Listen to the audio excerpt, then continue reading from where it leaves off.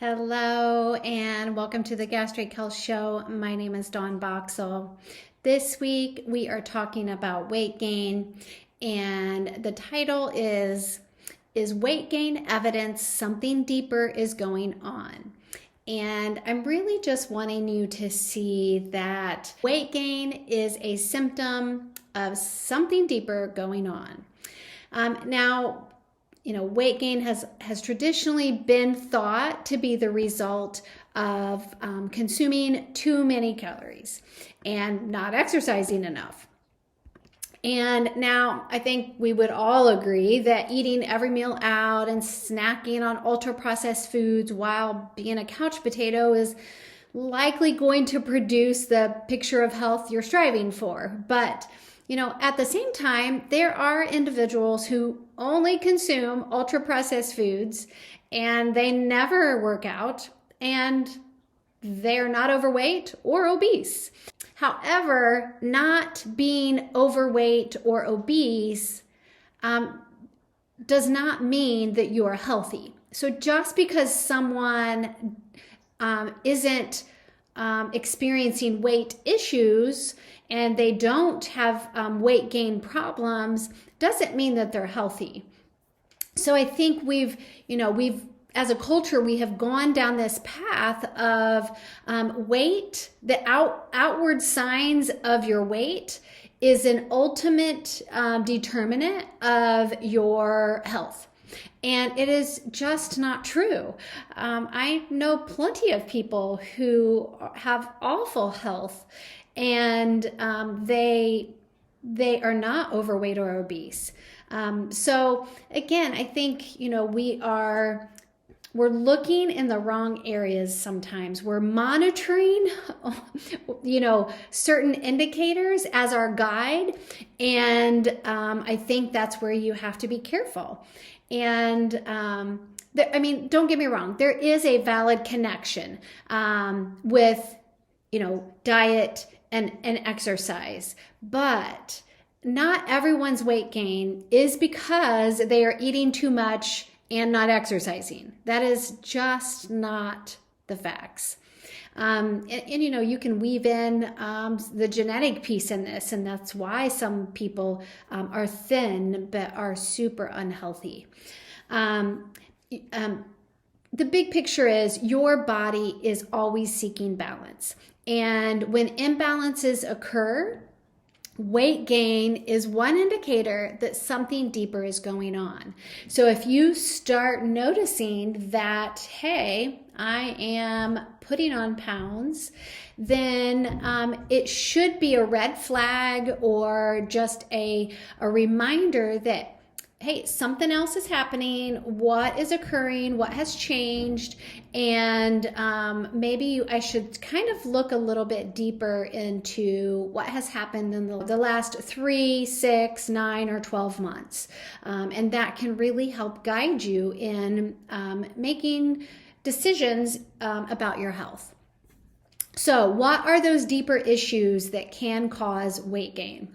1 is inflammation. 2 is blood sugar and insulin dysregulation. 3, your genetics. 4, gut imbalances. And 5, hormone dysfunction. So I'm really wanting you to step back and just look at the big picture. It has been well established that the connection of weight gain and all 5 of these deeper issues, inflammation, blood sugar, and insulin issues, genetics, gut imbalances, hormone dysfunction, all of those have been connected with weight gain. So I want you to step out of what diet culture has ingrained in you, that if you are experiencing weight gain, that it is truly because the only reason is you're eating too much and not exercising enough. And I want you to get out of that mindset because it is just not true. There is so much more going on when you are experiencing weight gain. We know that any one of these deeper issues, one of them or a combination of them, can lead to weight gain. So is weight gain really the issue, or is it your gut being imbalanced that's causing weight gain? Is it a chronic low-grade inflammation, poor insulin sensitivity, high blood sugars, a genetic SNP that's been turned back on, or your cortisol is elevated, or thyroid issues, or menopause? All of these things contribute to what is happening with your metabolism. So, I mean, you can really see that weight gain is the symptom of something deeper going on. It is, time that when you are noticing that your clothes are fitting tighter, and you are noticing that you have just a combination of symptoms, with weight gain being one of them.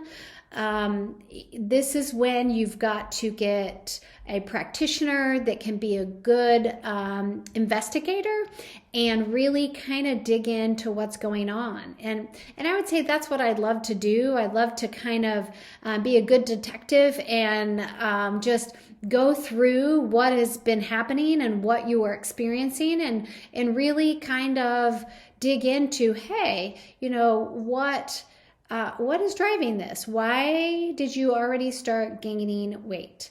And let me preface this, that, there's always a test you can do, but I'm also very conservative, and I really try to not go test crazy.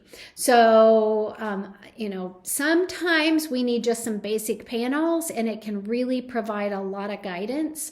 But sometimes we need additional tests. If you're having some extreme digestive issues, I may not be able to correct it without some testing. Genetics, I think we can do a lot without them, but we can really personalize it and kind of hone in and be very, very specific with it.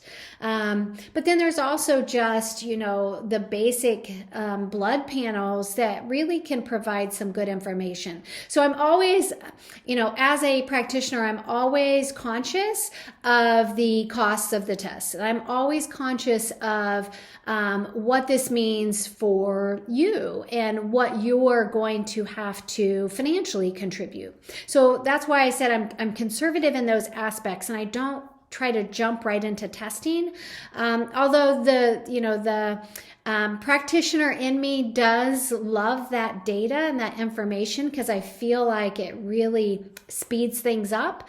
But I also appreciate the fact that not everybody can do those. They can't always do testing. So I think, weight gain is the symptom. And once you kind of work with a practitioner like myself who can really help you dial in the area that you should focus on, that's when it gets easier. So my hopes are to kind of get you to think about a different approach. You've already surgically altered your anatomy with bariatric surgery. The volume of food you consume, it has significantly decreased. So you don't need less food. What if you took a different approach? An approach with optimizing all 5 of these areas. And you may even find you don't even have to optimize all 5. You might have to optimize 1 or 2, and all 5 are corrected. And you'll kind of see that as we go through here, that these 5 areas are usually good places to start, but sometimes I can even dial it into just 2 areas and it corrects the other 3. So it's very individual. It's very, personal of what you need, because we're all different. But there are some general things that you can apply, that all of you can apply, that can be very effective, especially when it comes to weight gain. I mean, that is something that yes, it is individual, and the reason why you are having issues with weight gain is different than the next person. But I think we can apply these areas and really focus on just optimizing them and really trying to, think about, okay, is my cortisol elevated all the time? Is my thyroid okay, but could it be optimized and maybe perform a little bit better? And that would help nudge the weight and really help improve some of these other indicators. So again, I think it's taking a step back and looking at it differently. And if we fix our health, then weight gain issues are completely different. You don't struggle with those same issues when you have dialed all these core areas and these foundational areas in. Your hormones function better. Your blood sugar regulation is so much tighter and not big fluctuations. And you know, your genetics are just performing better and supporting you better by dialing in a few areas. So eating less is not the solution. I think if you look at taking a different approach and optimizing these 5 areas, like reducing or eliminating inflammation, increasing your insulin sensitivity, lowering those blood sugar levels, turning on protective genetic SNPs or turning off disease-causing genetic SNPs, correct gut dysbiosis, improve thyroid function, regulate better cortisol function, and improve your estrogen metabolism. All those things can really get you far in helping you kind of solve the issue of weight gain. And hopefully you can kind of see where I'm going. So when you look at weight gain as a symptom of something deeper going on, it offers you more tools in your toolbox in addressing weight gain. So when you stop putting the pressure on you being perfect with your diet and your exercise, and really kind of taking a 30,000 foot view observation where you're looking at, okay, let's see, what are all my symptoms besides weight gain? What else am I experiencing? Am I having a lot of digestive issues? Then we might want to hone in on your gut health and really optimizing that first. Are you having a lot of hormone symptoms? I would probably still begin with your gut, because that is where all your hormones are derived out of and kind of manipulated is through your gut. So again, there's a few areas that we can really focus to get more bang for your buck. So it's not just eating less and exercising more. So let's kind of dig into these 5 areas and how they are connected to weight gain. Inflammation. So inflammation is really protective by design, but can become destructive if left unchecked. So long-term chronic inflammation can eventually lead to conditions like arthritis, eczema, irritable bowel syndrome, autoimmune conditions, and several diseases, including obesity. Not to mention that inflammation is really interwoven in the other 4 areas as well. Gut dysbiosis, elevated blood sugars, low estrogen, poor methylation, genetic SNPs can affect your inflammatory response. For example, a study published in 2021, the title was Obesity-Associated Inflammation. Does curcumin exert a beneficial role? And curcumin is the compound that is in turmeric. So they found in this study that curcumin supplementation clearly shows significant decreases in inflammatory cytokine production and increases in adiponectin level in the plasma of obese and overweight subjects. And then additionally, a double-blind, placebo-controlled, randomized controlled trial was carried out on postmenopausal diabetic women in order to examine the effects of flavonoids on cardiovascular risk factors. We know that when you go through menopause and that estrogen level drops, that your risk for cardiovascular disease goes up. So additionally, they were including insulin resistance. So they looked at cardiovascular risk factors, and insulin resistance. And the nutritional intervention consisted of an intake of 13.5 grams of flavonoid-enriched chocolate twice daily, and providing 100 milligrams of isoflavones and 850 milligrams of total flavonols. After the 12 months of this study, a significant reduction in insulin resistance was found in the intervention group when compared to the placebo. So just focusing on, you can see that, certain seasons of life like menopause, we know that there are certain things that occur. So, and I've talked about this maybe it's just on one of my stories on Instagram and Facebook. I talked about how even myself, I was noticing a rise in my blood glucose, my fasting blood glucose. My A1C is still normal, but it did take an uptick by, I think, a point. But my fasting blood glucose was elevated back to back on even on the third draw. So I have labs drawn every 3 months for my hormones. And that third test was showing a third fasting blood glucose of elevation. And it is connected to the menopause that I am working through. So again, I think understanding or working with a practitioner like myself who knows these timing of things and has more tools in my toolbox that I can utilize for menopause, and helping you approach that in a different way. So, once you can get out of denial, like myself, the first time I noticed it, I really thought nothing of it. The second time I was like, oh, and I mentioned it to my doctor, and she's a functional trained doctor. And I was like, oh, and she's like, it'll be all right. And then the third time I was like, oh, now this I don't like.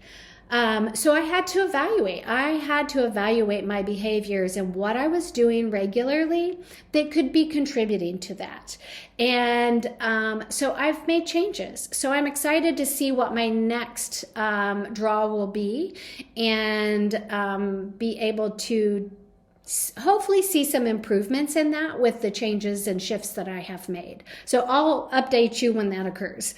The next one is blood sugar and insulin dysregulation. And again, this is one that occurs and changes in menopause. But high blood glucose is often associated with weight gain and diabetes and menopause. We know that during menopause that your blood sugars and your insulin, that whole regulation is altered. So we also know that chronically elevated blood sugars also have other effects such as accelerated aging and chronic inflammation. So if you struggle with your blood sugar being elevated all the time, you will likely see more wrinkles and changes in your skin and hair and nails and joints and all kinds of just aches and pains that maybe you weren't experiencing. So correcting that elevated blood sugar is one way to slow that down and alter that communication that's happening.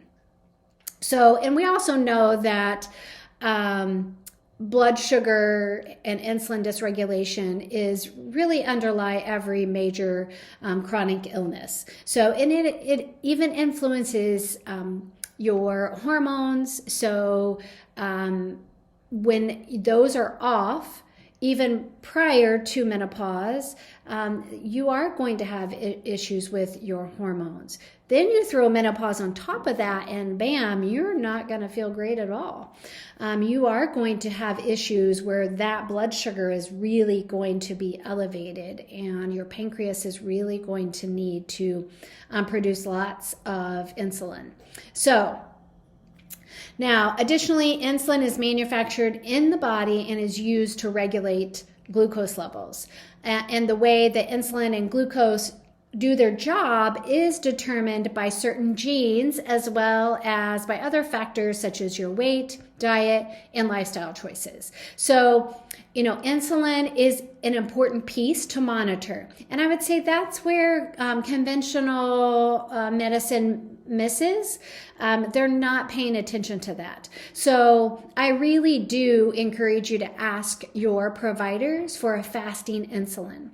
And we know that maintaining a fasting insulin between 2 and 5, it really sets you up to having more balance in your blood sugars at all times. And that's kind of the key. It's not just occasionally, it is you want it to be dialed in all the time.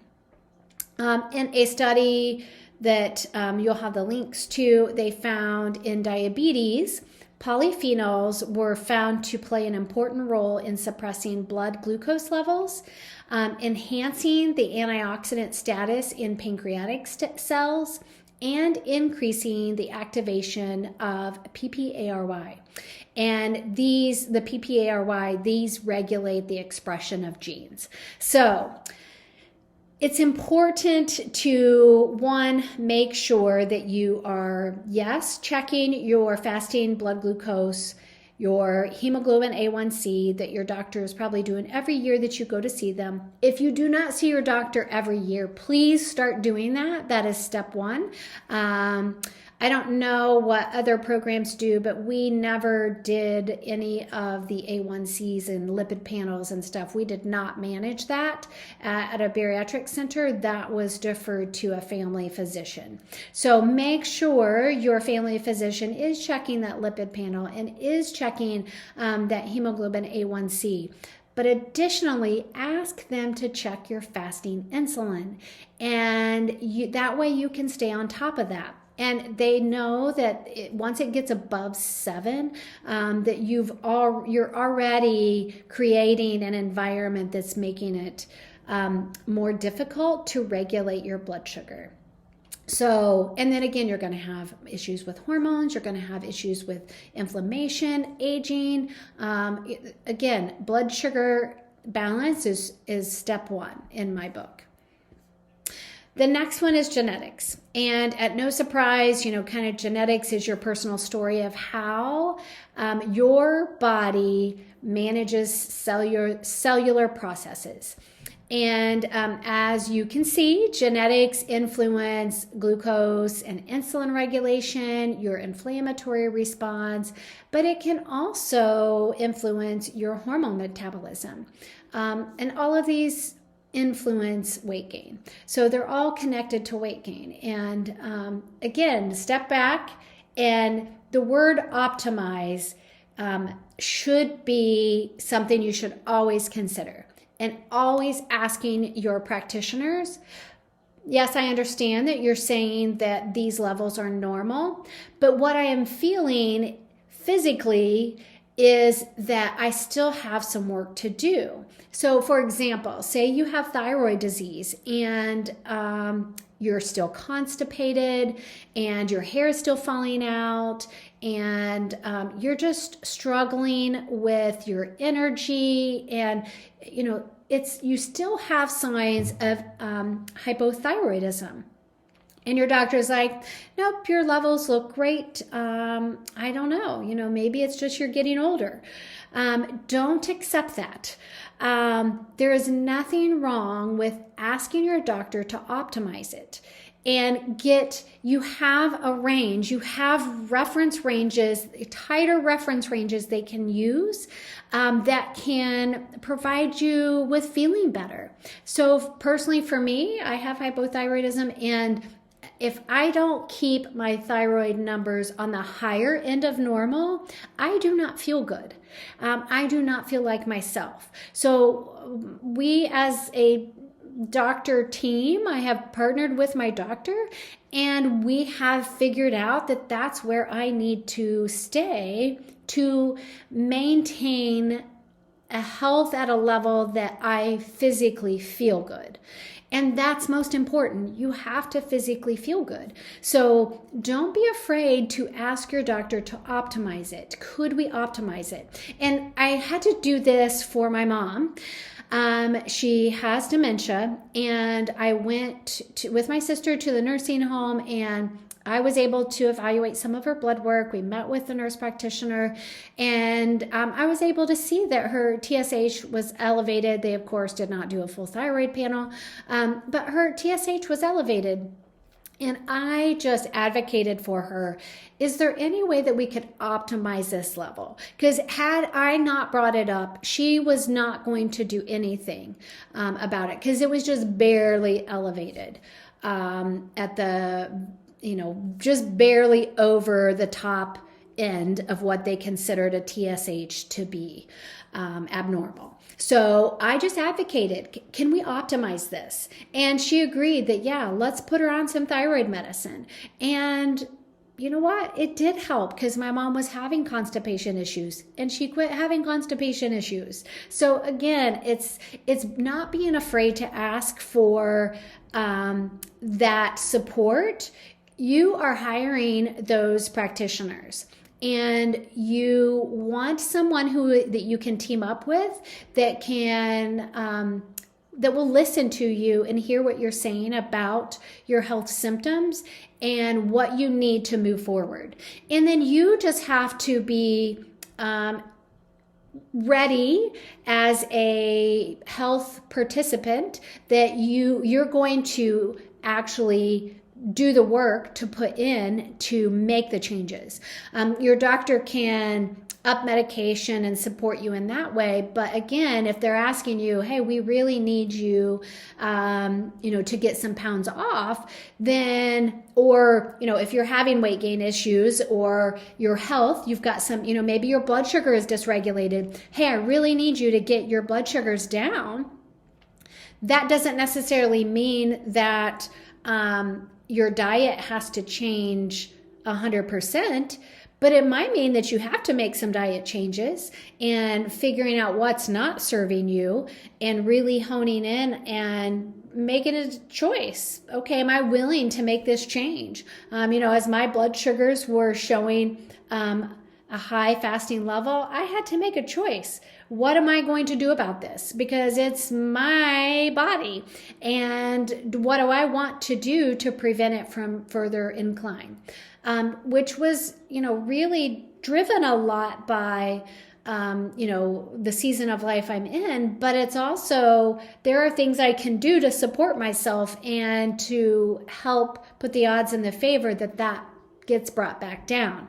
Because just because you're in menopause does not mean that you have to have an elevated blood sugar and insulin level. No, there are things you can do to reverse that and have no issues, which is what I am hoping to see the next time. If it's not the next blood draw, it will be the following one. So, I'm working my way through changes and kind of honing in on things that I can do to support myself better.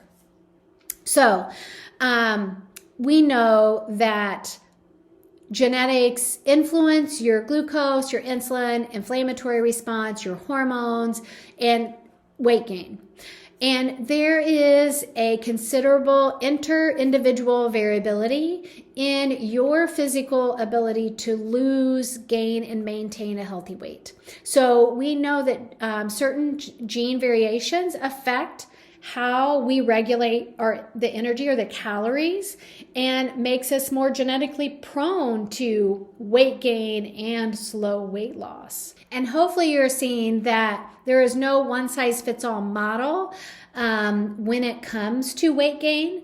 So I think you can, again, I think if you focus in these areas and you take the focus off of calories and macronutrients, and you really focus on nutrient-dense foods and colors, and really optimizing those genetics and your blood sugar regulation, and what are all the tips and tricks to really get that blood sugar back in line, and what are all the what can I do to improve my gut imbalances and fixing those, and just really dialing it in for yourself. by applying some of these general group type things, but you are even being more diligent about dialing it in for yourself. So the next one is gut imbalances. We already know that bariatric surgery only partially rescues gut dysbiosis, and as published in one of the studies, we know that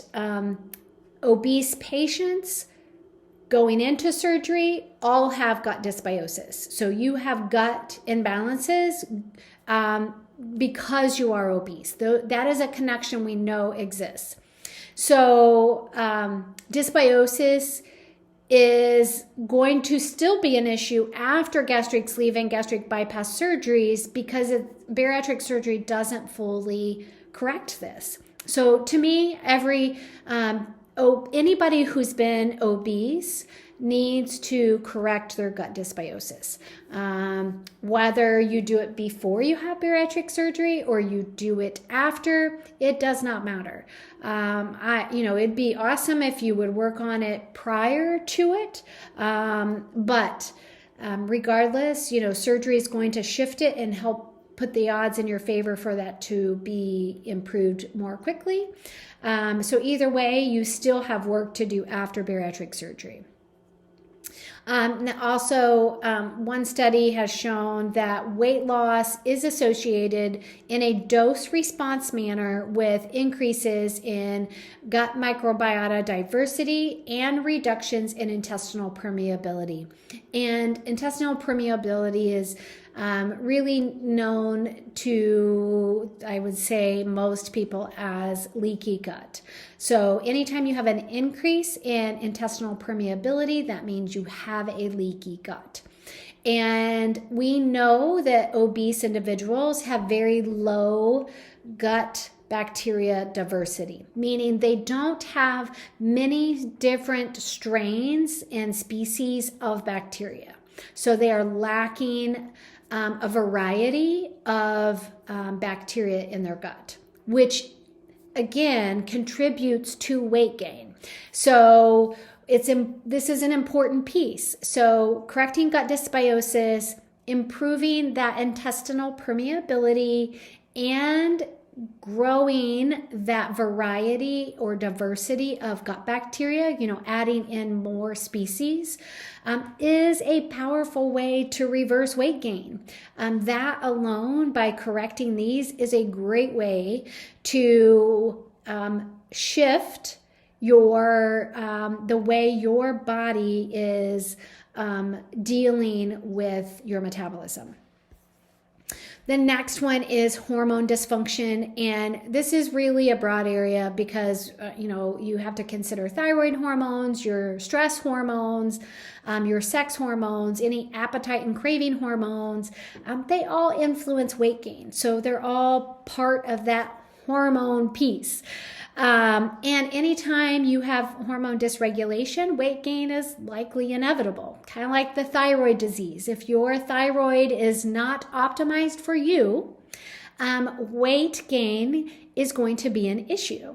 So that's what, and I would say it's hypothyroidism, not hyperthyroidism. Usually if it's hyper, you're going to be losing weight.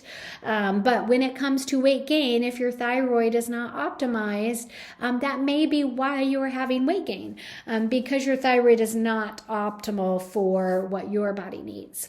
Additionally, when in menopause, low estrogen is associated with weight gain. So that I think a lot of people understand. And I think a lot of the bariatric population are females in that perimenopause to menopause age. That when you really evaluate the age range and the gender of bariatric patients, it dials it right into perimenopause, and menopausal females are the majority of all bariatric surgery patients. So I think that's interesting. So if you have never explored hormones, definitely consider this. And for me, what I do to help with hormones is we focus on gut health. And there are, we focus on gut health and we focus on blood sugar. Those two areas are really super important to hormone regulation. So optimizing your estrogen metabolism and then considering safe hormone therapy can be a great way to address weight gain issues. So some people, if we fix your gut imbalances and we fix your blood sugar regulation and you are still having, estrogen issues or symptoms of menopausal symptoms, we'll say, then you would want to consider some type of hormone therapy. It is safe when you do it in combination, estrogen with progesterone, and there are safe options out there to consider. So I just want to put that out there that you have options and don't disregard them, because a lot of the cancer things have been shown in further studies that they don't cause cancer by taking different hormone therapies. But the key, I will say, is it needs to be a combination of progesterone and estrogens. So I think that's where you've got to do your own research, but then also have conversations with your practitioners on how you can really dial this into helping you feel your best. Because again, as a female myself going through this season of life, I just refuse to not feel my best during this phase as well. So, and don't get me wrong, there are going to be rough patches where it seems like it takes forever to feel good, but once you can kind of sort through your symptoms and sort through what's happening, things get so much better when you have the genetics to back it and you can really dial that in. And there are just so many options to help support you during this season of life that I can help you do, that I would love to help share with you what your options are so that you can still feel your best. So I hope, let's try to wrap this up now, but I really hope that you can see that weight gain can be evidence that something deeper is going on, that weight gain is just the symptom of one of these issues, one of these 5 areas.